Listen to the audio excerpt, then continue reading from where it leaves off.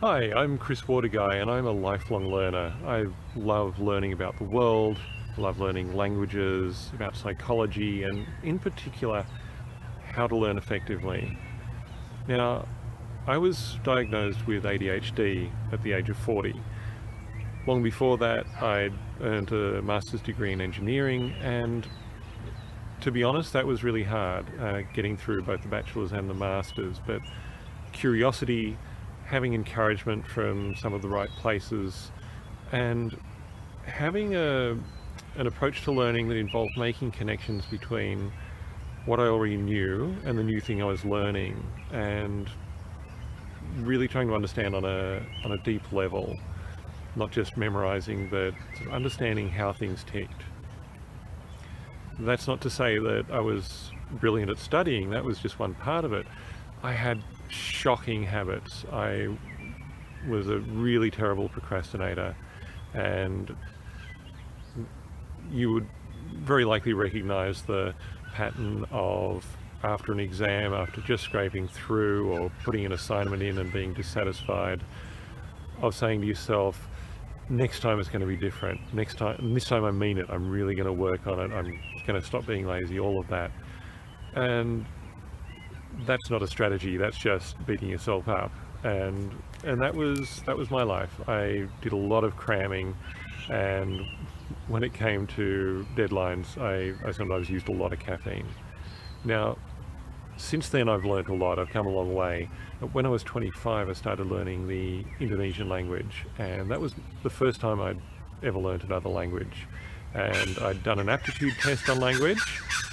I'd been told that I didn't really have much aptitude for language, but I wasn't going to accept that.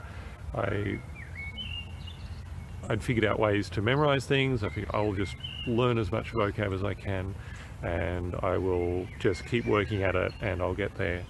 And that's what I did. I worked really hard, and within a couple of months, first time going to Indonesia and then being immersed, really getting into it, in less than 2 months I was having conversations, and I was, within a couple of years of using the language, I was being mistaken for Indonesian on the telephone on a regular basis.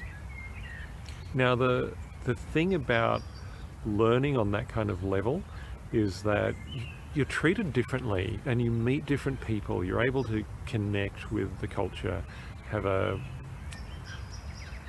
deeper, more authentic experience, and I just absolutely loved that. I love Indonesia, and part of that is that my experience has been so much deeper because I was able to face that challenge of learning the language, and I just made it happen. And the thing is, this is not about being smart. It's about curiosity, it's about engagement, persistence, it's about also having support, and there is nothing more important than having effective technique that's based on the neuroscience of learning. Now that involves making connections. It involves strengthening the exact memories you want to strengthen. It involves making those memories available to you exactly when you need them. And at the core of these techniques, of this strategy, is self-testing. Now, if there's one thing you take away from this video, take this away. If you're studying and if you're not testing yourself constantly, stop what you're doing. Start testing yourself. That's what's going to get you there.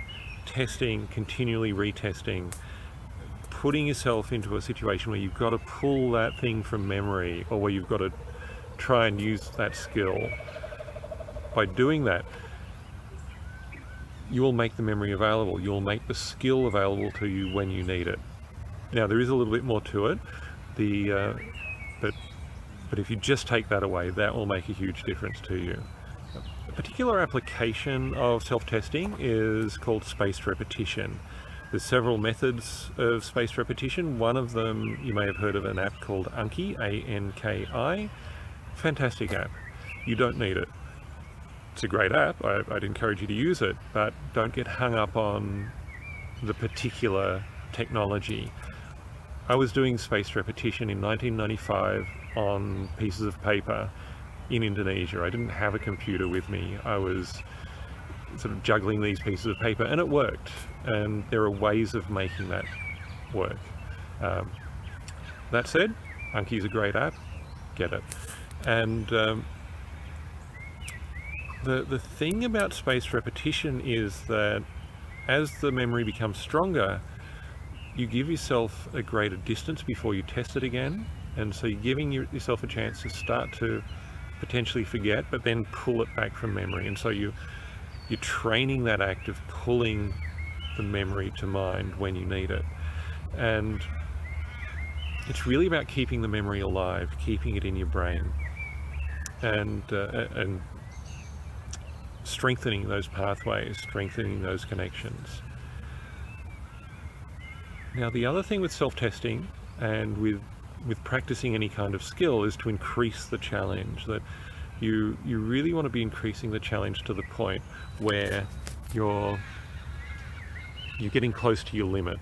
You're really having to concentrate. You're not just kind of doing something that's easy and doing drills, revising something you already know pretty well, or revising it without really engaging with it, just reading over it. That's not going to do it. You need to increase the extent to which your brain is engaged in the task. Now, there's a bunch of ways you can do that. One is the concept of interleaving. That interleaving is when you mix up what you're doing. That you do one kind of task, you do one kind of problem, and then you leave it and come back to it. You don't keep practicing the same thing because you've already challenged yourself on that. You've brought the concept to mind, and now you're just rehashing. You want to move on to something else, practice a different related skill, and then go back to the first skill, either soon or the next time you study. But the idea of mixing up what you're studying will really strengthen your study abilities. The other thing to really make use of is mnemonics. Mnemonics are creative ways of making associations with something that's easy to remember or with something that you already know. And when I was learning Indonesian, I heavily relied on word association. That for each new word, the spaced repetition was really valuable, but I would get a huge boost if I could make some kind of creative, bizarre, vivid association between that word and something I already knew. What's an example? So the word for white is putty.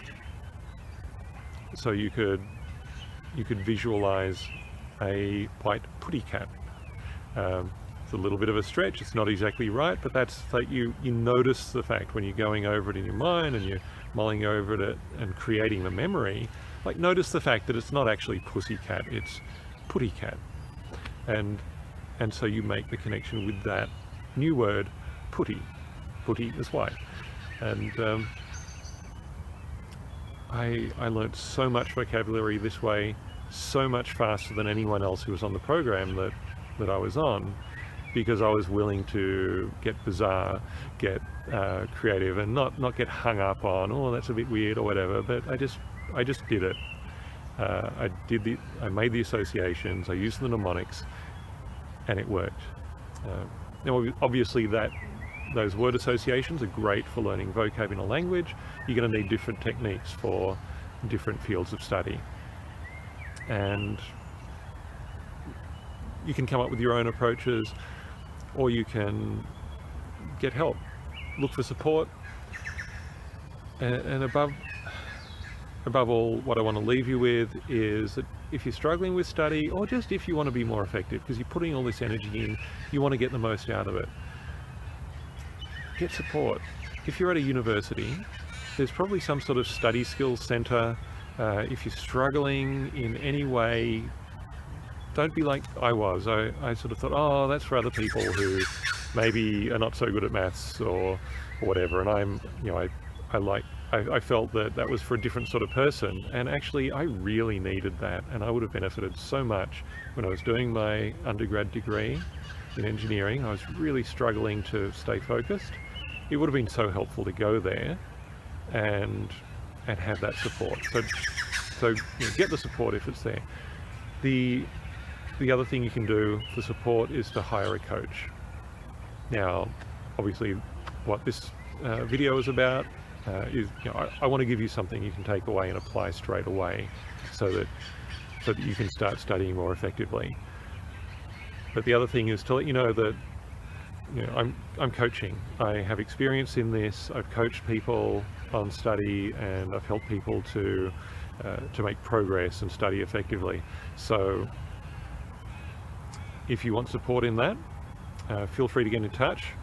Go below the video, click, sign up, and there's different options there, but including some very affordable options where it's just a kind of mainly a text-based check-in and checking that you're using the right skills and that you've got some accountability to follow up, and that you're tackling things in a useful way. So that's kind of a really basic level of coaching, particularly if you already know what you're doing, you just need a bit of accountability. And the other thing is to sign up for a video call or a series of calls, and that's where you can really drill in to how you can make study work for you and get the kind of results that you want in your field of study, in really engaging and mastering your subject. So I look forward to hearing from you.